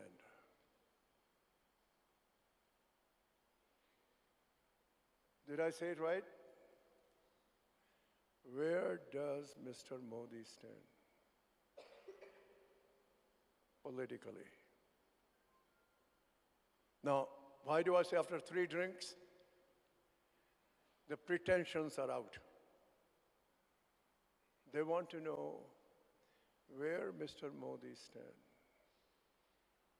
He did not condemn Ukraine situation. Takes no position there. Mr. Modi is a peacemaker. They don't understand why he didn't do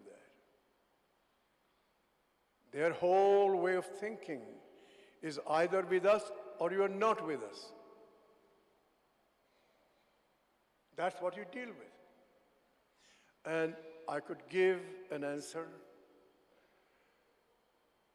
that is almost insulting, without insulting. Or I could take the time to explain, even though they don't accept it. Each of us represent that for peace. And if I take the time to see their skepticism, why they see though, and if I listen to them for why they say that, and I take the time to reason together, I may be able to give them some good facts that they may consider that there is a reason why Mr. Modi's behavior has been that way. And Mr. Modi has a very good reason for it. It's public, it's nothing, I don't see him, I've never met him. But it's all there in the press. I have a written line he published about why he does that. And he has done a great job of G20 and can see that we are we are in a role we can bring peace without being in somebody's pocket alone. He demonstrates that. That's leadership. It's in open ways, it's very clear. So here, they doing things, and here, the spiritual part, not only they are not opposed, they reinforce each other. I live that. I'm at peace. People ask me. I say, yeah, if I die today, I'm very happy. Because I know.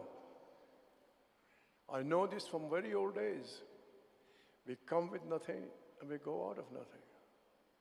And yet you're able to do all those things. I wrote no books until 1997. I now have 36 books. How come? 4 million copies. I'm not encroaching on anybody. And more to come, by the way. I'm not over yet. You can do that. Why did I say that to you? That spiritual part gives me energy. It gives me inspiration. It gives me, okay, you wanted this, you didn't get it, so what? Let's go next. Let's do next. Do that. So on a global basis, now I take you through. I'm allowed to examine these things. In Washington, talking to senators, to Republican Party, Democratic Party, congressional people to see where the world is going. And it doesn't look good. We are very lucky, India. First, in India, on the planet, we are the only big country and only democracy that has better growth than any other country. It's not by chance. It's by leadership. Leadership not just of the Prime Minister, Of course, Prime Minister and the government, of course. But not just that. When I go to the companies, I go to the companies now that are $100 million in sales. I make point of going to them. You should see the fire in their eyes. You see the kindling in their heart. You see what's coming. They are leaders also. You see, you talk to the technology people, and they can't wait to do things. We have those fire inside. That's a leadership also. We have that in India. India is on fire. We've got to keep it. We continue. We still hold our religious values, don't we? We do that. We continue to do that. Those religious values give us peace, give us inspirations. So I have our India is now, of all democracies and all large countries, on the right track. Innovation, productivity, education, bringing new technologies. We have a long way to go, but nobody that I know has yet come to realize there is a prime minister who says we will get the GDP to 5 trillion, and he gets it. People say, China, China. I say, well, you don't understand China. And say, what do you mean? I say, I've been to 50 companies inside in China. I'll go to their house. You have no clue. You just get interviews. Well, they have a plan. I said, what is the plan? They published one. Okay, they published one. They get executed. I say, yeah, right. But you don't know more than 10 companies in China. Press doesn't never cover more than 10. Same companies again and again. I say, I go into those companies inside. You have no idea. Now, many good things are there. But we do this in democracy. We do with these Indian values. We grow our people. We don't live in fear the way we have in China. Our growth rate is now much larger than any rival in the world. Did I come out clearly? Our growth rate is much larger than any other country in the world. Don't let you believe the published numbers, because I know the real numbers. We continue to do that, but we do with our values. My values were shaped in the village context. People come, do this, teach that, what that part is. So let me just take you the last part, then let's have some questions. We're going to have continued inflation. India will have that. That's the reality of life. We're going to have interest rates high. And we're going to have productivity. Good news, we have more people now who understand technology. Technology is the engine of creating jobs, is the engine of productivity, is the engine of getting to people to dream what we could do on a global basis. We have global companies for the last 20, 30 years. How many of you heard of Tata Services? Tata's. They're number one in the world. They built it from nothing. And I believe the government gave them no help. That was my belief. So we have people like that who can do that. More to come is going to come to do that. So the inflation is going to be here. Don't get lost in the word recession. It's wrongly defined. It's okay. We know how to do it. We've done that. We're going to have more technology, more foreign development, foreign direct investment. I am a great fan of our finance minister. I've never met her. And the governor of the Reserve Bank. Why? So some of the things I know a little. The combination of these two is in the top 2 finance people on the planet. I might be persuaded to say number 1. I have not known anybody at this juncture who has managed the currency better than these 2 people. Now, who selected them? The Prime Minister. If you don't manage the currency, it could have been the old way, and if the currency would have gone to 100 rupees, it will be less than 4 trillion. It will be 3 trillion. You will be treading water. Our people rising, getting freedom. Look at IPL, how many new people come out? You look at music, how many more people come out? They have been hidden. I don't get to watch many of these, who banega kya bolte usko, crorepati? See how many people coming out from where? Look at the talent we have. And some of the people who are coming from the villages, look at their high values, very high values. They're cultivated. So we have this store of intrinsic, inherent, in culture, the infusion of values and spiritualism in the work we do. We've got to maintain it. So why do I bring it here? I'm beyond now teaching the way I used to teach. I used to have 200 people in the class, but I knew every one of them. That was a requirement. I can go in the street, spot him, say hello, do that. Is we are the ones who shape the future generation. You can't say, I'm going to have a lecture on spiritualism. You've got to talk in every class. You've got to link. You've got to give examples what that is. We're going to have conflict. Count on it. We got Ukraine, we got Israel. I'm predictive, one more to come. It's going to happen.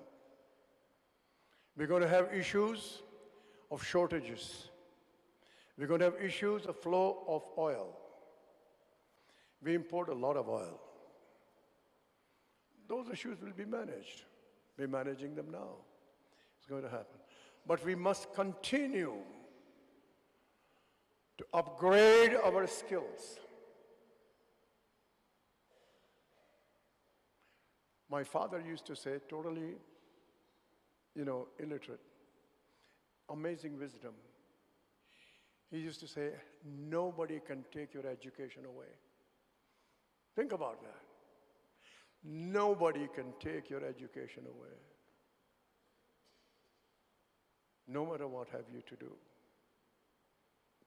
It's fantastic. We're poor.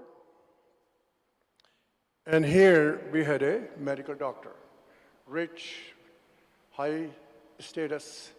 We are shops. And so he found out that I have done well in BHU, and then I'm going to Australia. So he comes to the shop for the first time. Believe me, that's a big deal.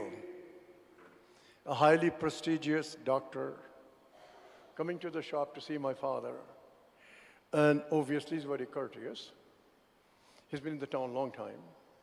He said, I hear your son is going to go to Australia. He said, yes, sir, so and so. And so obviously he said, send it to him, send him to me. I go there. And obviously I touch his feet. And I'm in my shoe store, dresses, ganda pajama and all that. He makes me sit down. And he's treating me in the Hindi language, bete kaise ho, kahan jate ho, no English. So he asked me a single question. He said, what would you do on the weekends? I have no clue there is something called weekend. because we open the shop on Sundays. So I asked him. He said, okay, I'll explain. They did. So what would you do in the weekend? I have no idea what I do. So then he says, you know, in Australia, they have evening classes. In 1959, there are no evening classes in India. There is no online. And he said, they're very cheap. So what you're going to do in the evenings and on the weekends? I thought I got the hint. I go to Australia, I got a job. I go 5 nights a week. You work on the weekend. It got noticed by the company.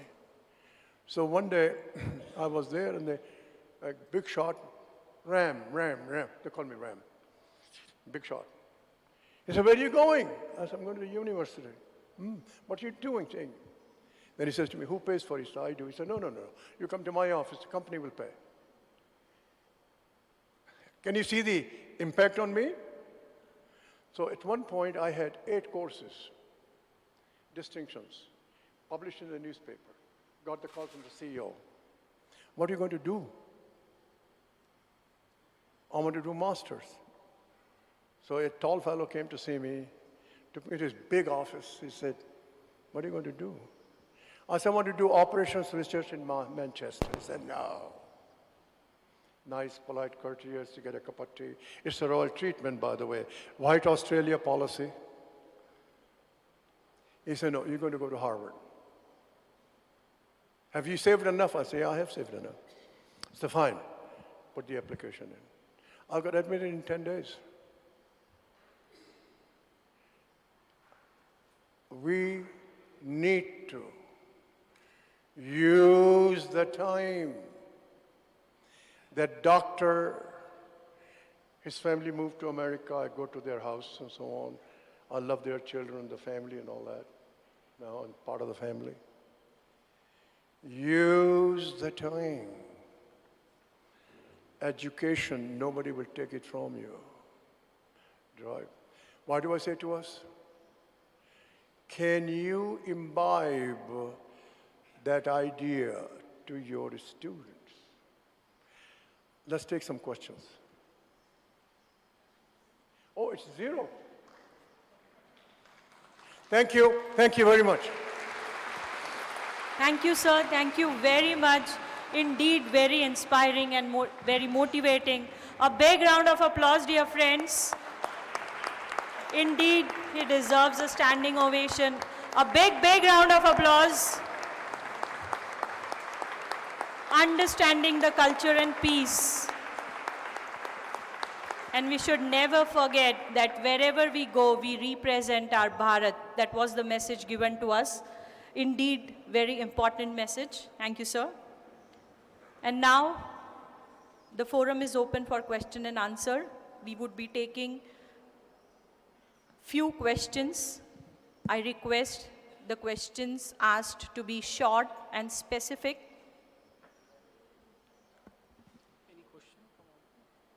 Any questions if you have?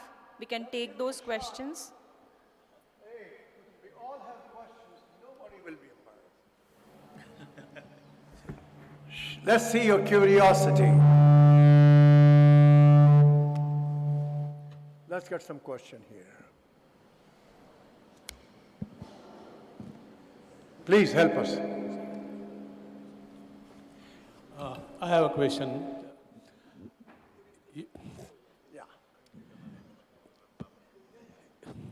You have lived here in your childhood, right? And then you lived in USA. Both are the democratic countries.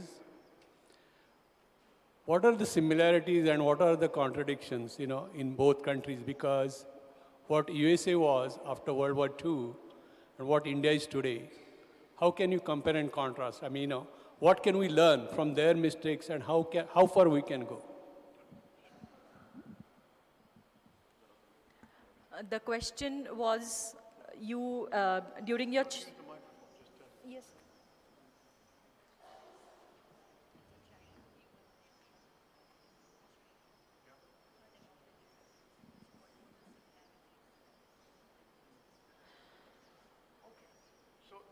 similarities and dissimilarities. That's Various correct. countries. Yeah, I think it's a very, very critical question. I believe so. Yeah. And if I don't come through, please repeat.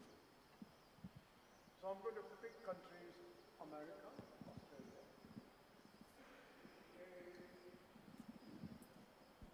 a good deal,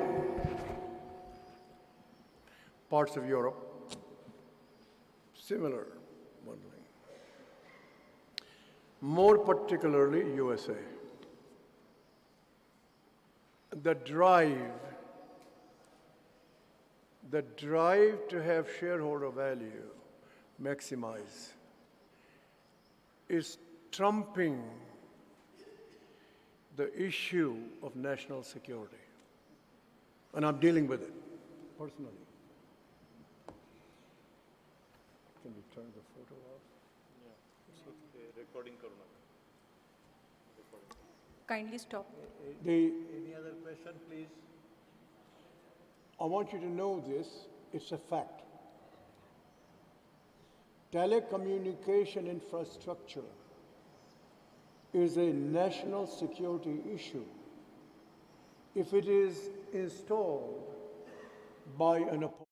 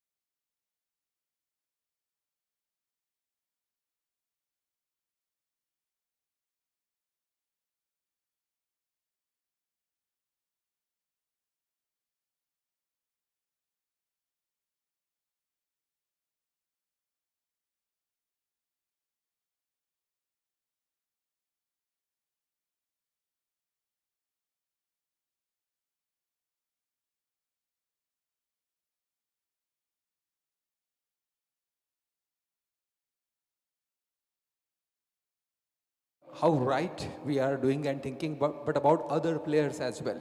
So how to get the other players along with us? So if you can repeat the question and Yeah. a bit.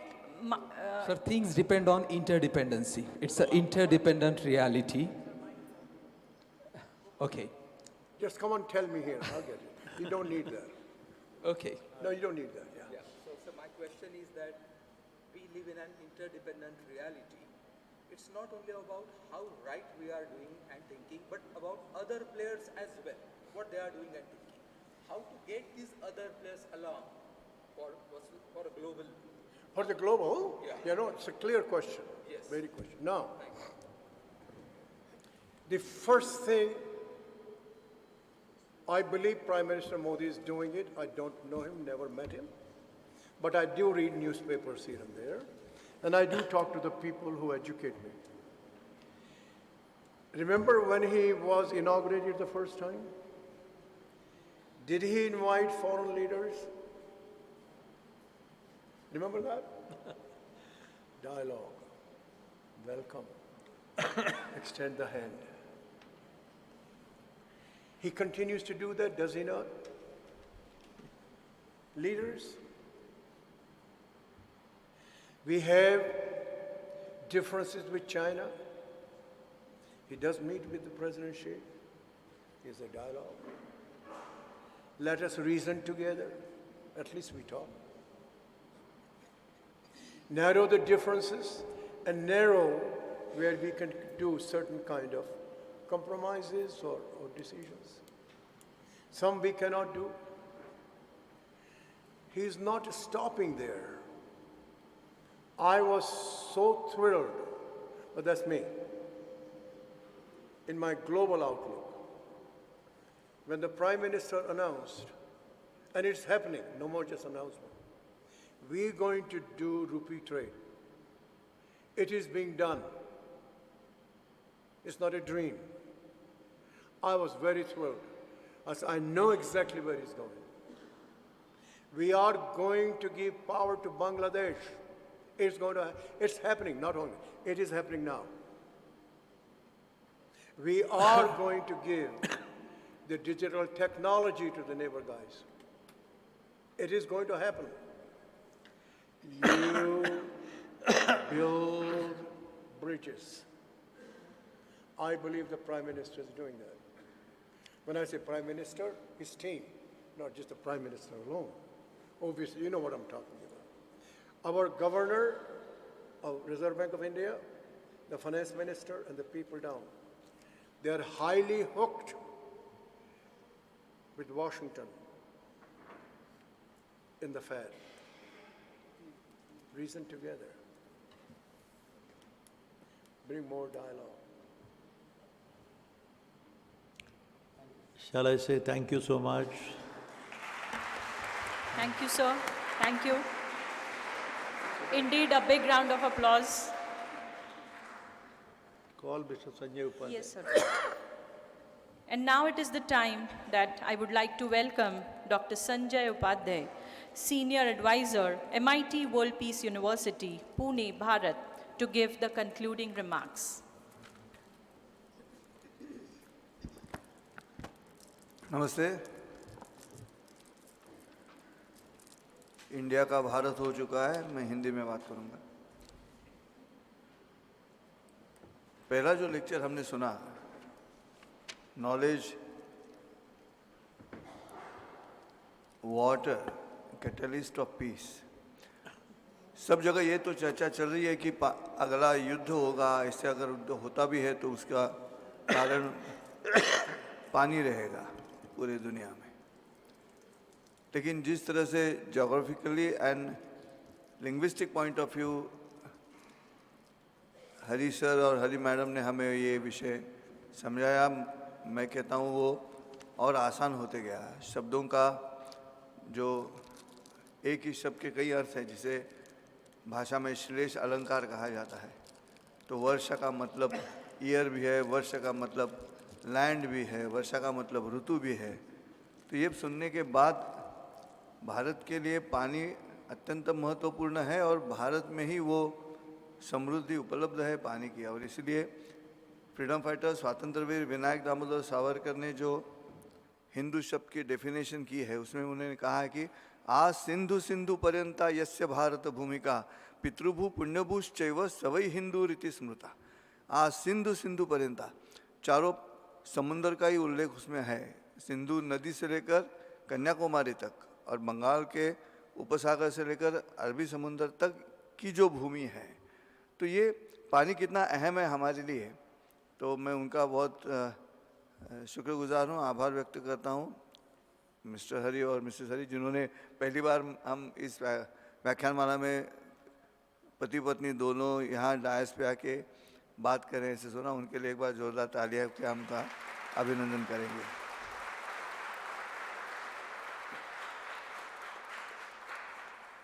और बाद में तो जैसे ही doctor Ramchandra ji नीचे आ गए, ये सबसे आसान तरीका रहता है, थिएट्रिकली भी आसान तरीका रहता है to connect you without saying any word, to first to connect with you, to come on your level. जैसे हिंदी में शब्द है समझा कर, तो समझा कर का मतलब है कहाँ जाकर बोलना है, समझ आकर बोलना है। तो जिस स्तर पे आप हो उसी स्तर पे आके उन्होंने अपना भाषण शुरू किया, इसलिए मैं तो उसके लिए उनका जो नीचे जैसे इंट्रोडक्शन चल रहा था उनका नीचे आना भी थिएट्रिकली इतना एनरिच था। दूसरी बात, जो पढ़े लिखे लोग हैं भारत के, वो आजकल ज़्यादातर इन्फ्लुएंस होते हैं मीडिया के माध्यम से, और मीडिया जिस तरह से व्यक्त होता है भारत के बारे में, उसमें दो तरीके हैं, एक राइट विंग है और एक लेफ्ट विंग है। ज़्यादातर हम देखा जाता है कि जो पार्टी राज कर रही है उस पार्टी के जो भी डिसीजंस है उसको अगर खारिज करना होगा तो उनके खिलाफ बात करनी पड़ेगी। तो हमारे यहाँ तो विरोधी पक्ष कहा जाता है अपोजिशन को, और सावरकर ने बार बार कहा था 1947 के बाद, सहकारी पक्ष कहो, विरोधी पक्ष मत कहो। विरोधी पक्ष कहने से प्री कंसीव्ड नोशन आता है मन में कि हमें विरोधी करना है। और इस बैकग्राउंड पे जब रामचंद्र जी ने हमें भारत का जो पोर्ट्रेट हमारे सामने पेश किया है वो इतना बेहतरीन था। सच्चाई क्या है, ट्रुथ क्या है, वो भी हमारे सामने रखते गए वो। और ये संस्कृति वैसे ही काम करती है, कितने हजारों सालों से ये संस्कृति वैसे ही काम करती है। भले हमारा ट्रैवलिंग पॉलिटिकल ट्रैवल है 1947 टू AK-47, अगर ऐसा हुआ भी है तो लेकिन उस पर जीतने का मार्ग हमारे पास उपलब्ध है। तो इन शॉर्ट मैं तो एक्सप्लेन करता हूँ भारतीय संस्कृति का, जिसकी समृद्धि उन्होंने हमारे सामने पेश की। इसलिए मैं उनका बहुत आभारी हूँ कि जिस तरह से भारतीय फाइनेंशियल सिक्योरिटी के बारे में, संस्कृति के बारे में उन्होंने हमारे सामने पेश किया। पहली बार इस हॉल में ऐसे हुआ है कि भारत का इतना हमें आशादायी चित्र निर्माण करने वाले वक्ता यहाँ पे मौजूद हो गए। मैं राहुल सर का भी आभारी हूँ कि उन्होंने रामचरण जी को यहाँ पे बुलाया आपके सामने अपने विचार पेश करने के लिए। लास्ट में एक बात हमें भी ध्यान रखनी चाहिए कि भारतीय संस्कृति हाथी की तरह है। हाथी जब प्रोफाइल में हाथी अंदर आता है तो पहले क्या दिखाई देते हैं, उसके दांत दिखाई देते हैं, और दैट इज सिक्योरिटी, कि हम उस पर भी ध्यान दे रहे हैं। बाद में शूंड आती है जो फ्लेक्सिबल है, जो हम एडमेंट नहीं है, ये कन्वे करती है संस्कृति। बाद में हमारे कान बड़े हैं तो हम सबकी बात सुनते हैं G20 में, ऐसे नहीं कि सब हमारी बात चलती रहती है। तो बड़े कान हैं, बहुत सारा सुनते हैं, लोगों को बोलने देते हैं। उसके बाद में हमारी आंखें हैं जो माइक्रोस्कोपिक हैं, हर एक चीज़ को हम चूज़ करके लेते हैं छोटी छोटी छोटी छोटी नज़रों से। और फिर हमारा बड़ा पेट है जिसमें हम पूरी दुनिया की जो भी गलतियां हैं वो हम हमारे पेट में समा लेते हैं। इसलिए संस्कृति चल रही है इतने सालों से, हजारों सालों से। फिर जो चार स्तंभ है पाँव के, धर्म अर्थ काम और मोक्ष, उस पर ये संस्कृति खड़ी है। और बाकी देशों की जो गलतियां हैं वो पूछ की तरह हम पीछे छोड़ देते हैं। जैसे ये हाथी अंदर आता है, मुझे ऐसे लगता है कि एक अंदर ही अंदर बाकी सब देशों के मन में ये दुविधा है कि इस संस्कृति का क्या करेंगे। जिस संस्कृति के ईशावास्य उपनिषद में लिखा है न तस्य प्रतिमा अस्ति, भगवान की प्रतिमा नहीं है तो यहाँ मौजूद है, भगवान नहीं है वो चारवाक भी मौजूद है, भगवान है तो अवतार भी मौजूद है। बायोलॉजिकल ऑर्डर में है पूरे के पूरे हमारे अवतार, जो मत्स्य से शुरू होते हैं पानी से, जो आखिर यंत्र पे आके रुक जाते हैं। कल की जो आखिरी अवतार है इसके बाद आने वाला, आधा अश्व है और आधा मनुष्य है।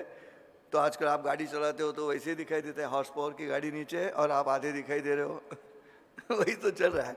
खैर कोई बात नहीं, लेकिन बड़ी खुशी लगी आप सबकी तरफ से और MIT वर्ल्ड पीस यूनिवर्सिटी की तरफ से मैं श्री रामचरण जी का आभार व्यक्त करता हूँ कि जिस सिंसेरिटी से एकेडमिकली आज के इस भाषण में लीडरशिप, पीस के लिए लीडरशिप कैसी होनी चाहिए और कौन होगा उसका उत्तर उन्होंने अपने भाषण में दिया है, और वो है Bharat.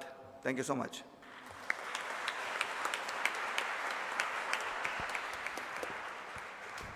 Friends, sorry to intervene again, but I am feeling little bit uneasy if I don't speak. I would like to thank the team of Rahul Karad and his people around him for making a historic decision.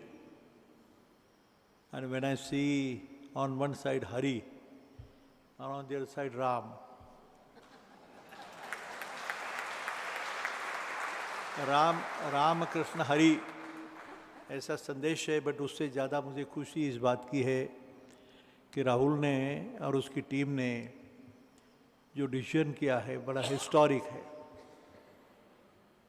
Ramcharan साहब के नाम पे जो Ramcharan school of leadership और management, I don't know, but he is a global management Guru. There is a big list of achievements in his lifetime and a very worthy son of India. मैं assertively ये बता सकता हूँ, मैंने उनके जीवन की कहानी देखी है, कितने छोटे देहात से, कितनी छोटी गरीब फैमिली से कैसे आए, देन भारत में PhD होने के बाद कौन सा विद्यापीठ, भारत में कौन सा विद्यापीठ में थे, इंडिया में BHU, बनारस हिंदू यूनिवर्सिटी से PhD होने के बाद the MIT school, MIT institution, Harvard school, on the lines of the Kennedy School of Government. When I listen, Ramcharan School of Leadership or Management, it's a very historic event for us and for India to accept him. जोर से ताली. I really say thank you so much, Ram Sahab, for blessing this institution and the team of the new generation, Rahul and Mangesh and everybody. We will try to prove that we are worthy of the confidence we have reposed in us. इतना आसान नहीं है. जब मैंने Kennedy school of government Harvard की बात की, एक सपना था कभी, when MIT was established in the year 1963. ये बात है 1983 की बात है.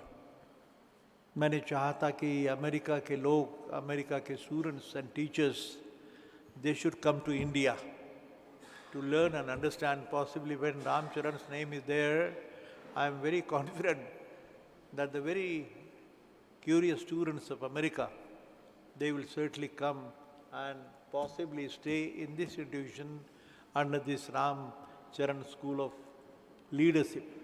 So once again we welcome him and thank you so much. मला एक 30 सेकंड बोलू.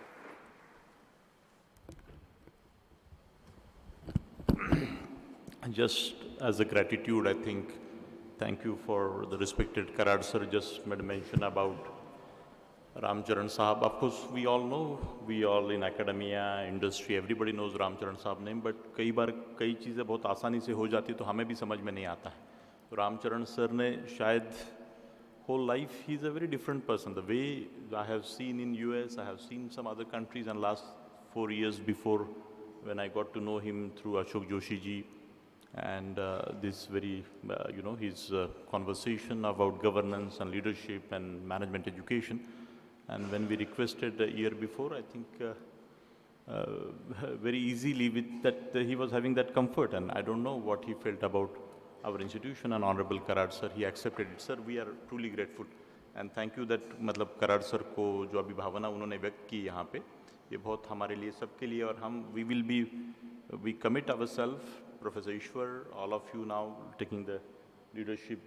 It's a big responsibility when his name is with us, and all the time in the afternoon also on the dining table we were sitting, there's some, the students have shown the faith. It's a very unique, already we have a management education from so many years, but I think this is a very distinguished, different approach we have adopted for this particular Ramcharan School of Leadership. So thank you so much, Ramcharan Sahab, once again. Thank you, everybody. Thank you. Thank you, sir. Friends, it is time that now I call upon. So sir's biography also, we wish to distribute all the teachers and his, so definitely, sir, I think we can do many great things. And at the age of 84, I think this one quality, for 15 seconds, I will say that I get fascinated that 50, 55, 60 के बाद लोग retirement की बात बोलते हैं, I think, and both our beloved founder and Ramcharan Sahab at the age of 84, his relevance, all 30, 40, 50 years age of this corporate people, they serve, how the business nuances, the Amazon and various world. You must first know that he is running 85. Can you imagine that he is 85? A big round of applause. It's a personal statement I'm making. He is not married. He doesn't belong to any personal properties in any nation of the world. He is a true global citizen, a role model to be how a global citizen could be. And what sacrifice, devotion, dedication, courage, conviction and determination. Every word is 100% applicable to his life. That's why I said that we welcome him. We are very fortunate. Thank you. Indeed, we are very fortunate and honored to have with us Professor Dr. Ramcharan, and we would be really waiting, and we would love to read the biography of Professor Dr. Ramcharan. Thank you, sir. Thank you so much. And now, friends, it is the time that I call upon Dr. Iswar Krishnan Iyer, Dean, Ramcharan School of Leadership, MIT World Peace University, to propose vote of thanks. Good evening, respected dais. Good evening, all. There is a very, very archaic British phrase that you can't have the cake and eat it. It was first negated by an ex-British Prime Minister himself, Boris Johnson, when Britain walked out of Brexit, by telling that now UK is going to have the cake and eat it. The second time it is going to happen is today. Today, I can tell you with authority that global mindsets in Indian roots, what is happening at a very, very global level and what is happening at a very, very Indian level, normally we don't get two things on the same day. But it's a huge privilege, pleasure and honor that within 90 minutes, we could hear both of them on the same day from the same stage. Within 30, 40 minutes, my guru, Dr. Ramcharan, on whose name I happen to be humble dean of the school, took us through Russia, through Israel, through Bangladesh, through UK, through USA, covered the whole globe, the way Muruga covered, using his peacock, the whole globe within minutes. He covered the whole globe within minutes. At the other extreme, the necessary should be taking that to the classroom immediately, how Abraham Maslow took Taittiriya Upanishad to create that 5-level hierarchy. What we have been teaching as Maslow's hierarchy actually belongs to the Taittiriya Upanishad.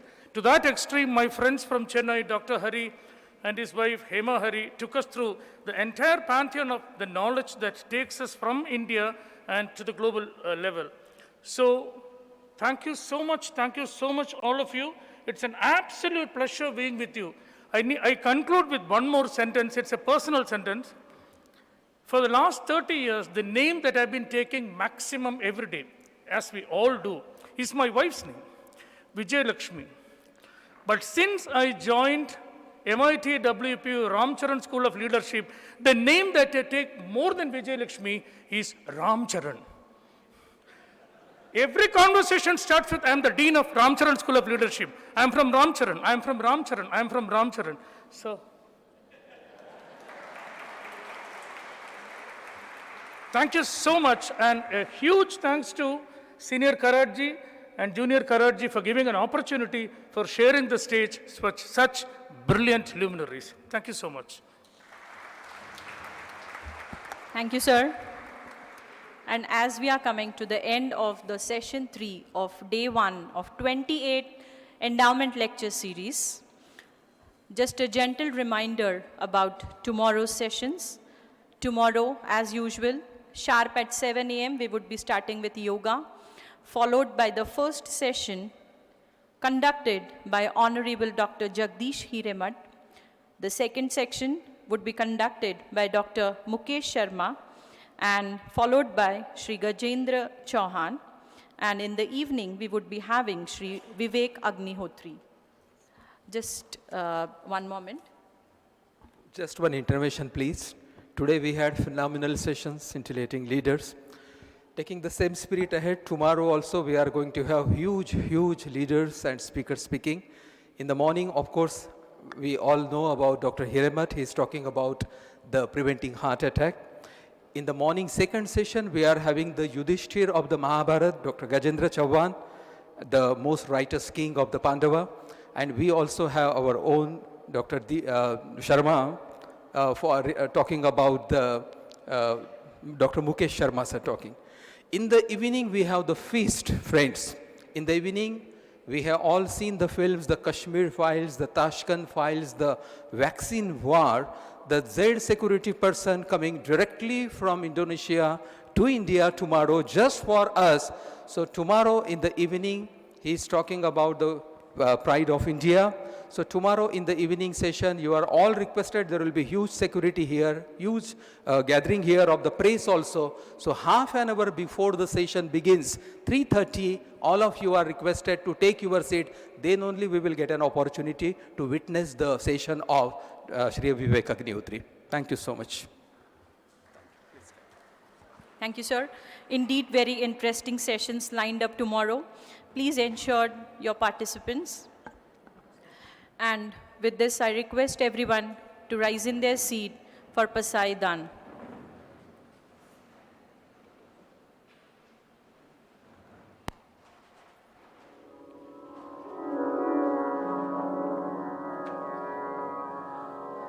आता विश्वात्मके देवे येने वाग्यज्ञे तोषावे तोषोन्मदजावे पसायदान जे खळांची व्यंकटेशांडो तया सत्कर्मी रतिवाढ भूता परस्परे पडो मैत्र जीवांचे दुरिताचे तिमिरदा विश्वस्वधर्म सूर्ये पाहो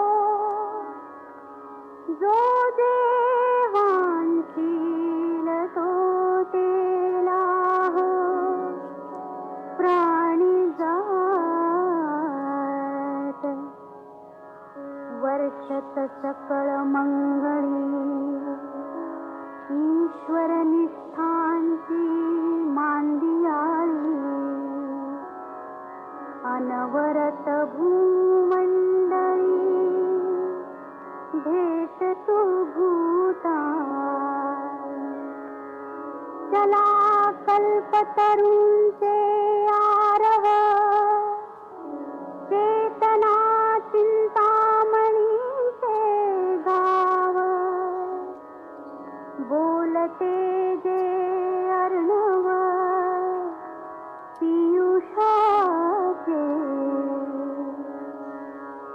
चंद्रमेजे अनंतन मार्तंड देता पहिन ते सर्वाही सदा सज्जन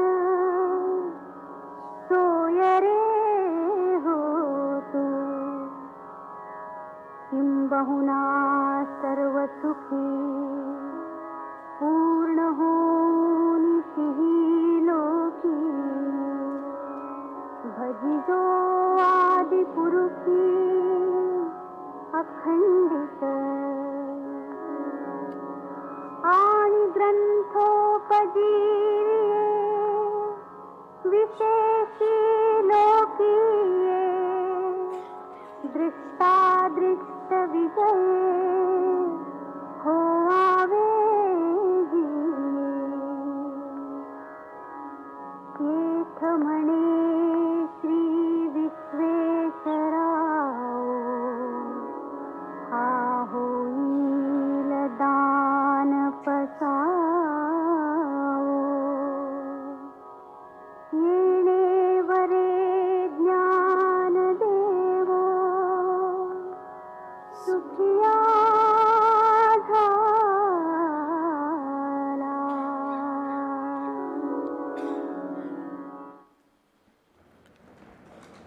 I request everyone to kindly wait.